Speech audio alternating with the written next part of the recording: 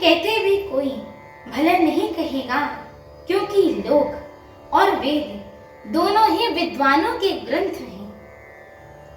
किंतु हे तात, तुम्हारा निर्मल यश गाकर तो लोक और वेद दोनों बढ़ाई पाएंगे। यह लोक और वेद दोनों को मान्य है। और सब यही कहते हैं कि पिता जिसको राज दे दे वही पाता है। राजा सत्यव्रती थे, तुमको बुलाकर राज्य देते तो सुख मिलता, धर्म रहता और बढ़ाई होती।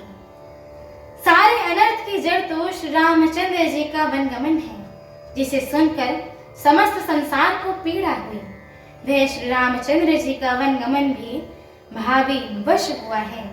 बेसमझ रानी तो भावी वश कुचाल करके अंत में पछता रही है। उसमें भी तुम्हारा कोई तनिक सा भी अपराध कहे तो वे अधम है, अज्ञानी है और असाधु है।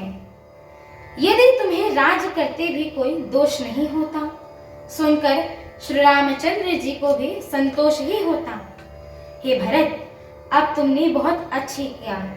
यह मत करो कि तुम्हारे लिए उचित नहीं है कि श्री रामचंद्र जी के चरणों में तुम्हारा प्रेम होना ही संसार समस्त सुंदर मंगलों का मूल है। सो वह श्री रामचंद्र जी के चरणों का प्रेम तो तुम्हारा धन, जीवन और प्राण ही है। तुम्हारे समान बड़भागी कौन होगा। हे तात, तुम्हारे लिए यह आश्चर्य की बात नहीं है, क्योंकि तुम दशरथ जी के पुत्र और श्री रामचंद्र जी के प्रिय भाई हो।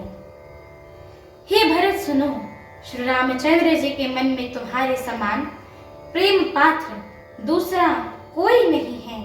लक्ष्मण, श्री राम जी और सीता जी तीनों को सारी उस रात दिन अत्यंत प्रेम के साथ तुम्हारी सराहना करते ही बीती।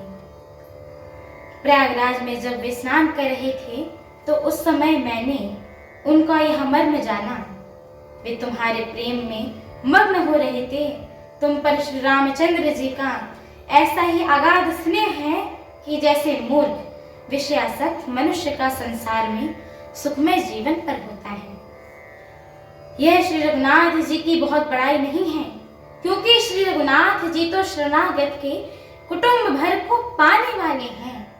हे भरत, मेरा यह मत है कि तुम तो मानो शरीरधारी श्री रामचंद्र जी के प्रेम ही हो। हे भरत, तुम्हारे लिए यह कलंक है, पर हम सब के लिए तो उपदेश है। श्री राम भक्ति रूपी रस की सिद्धि के लिए यह समय बड़ा ही शुभ है। हे तात, तुम्हारा यश निर्मल नवीन चंद्रमा है और श्री रामचंद्र जी के दास कुमुद और चकोर हैं। वह चंद्रमा तो प्रतिदिन अस्त होता है, घटता रहता है। हमारी आगे की श्री राम कथा को सुनने के लिए हमारे चैनल को लाइक, शेयर, सब्सक्राइब एवं कमेंट अवश्य करिएगा।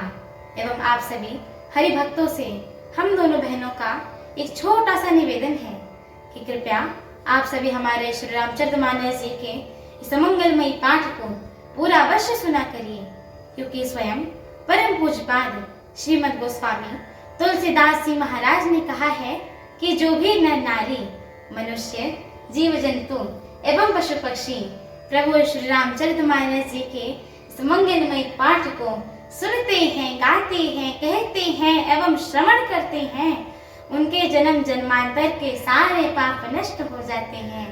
तो एक बार प्रेम से बोलिए, सियावर रामचंद्र की जय हो, जगत जननी माता जानकी की जय हो, लखन लाल की जय हो, अयोध्या धाम की जय हो, तुलसीदास जी महाराज जय की। हो, एक बार प्रेम से बोलिए, पवन सुत हनुमान की जय हो, जय श्री राम। जय श्री राम।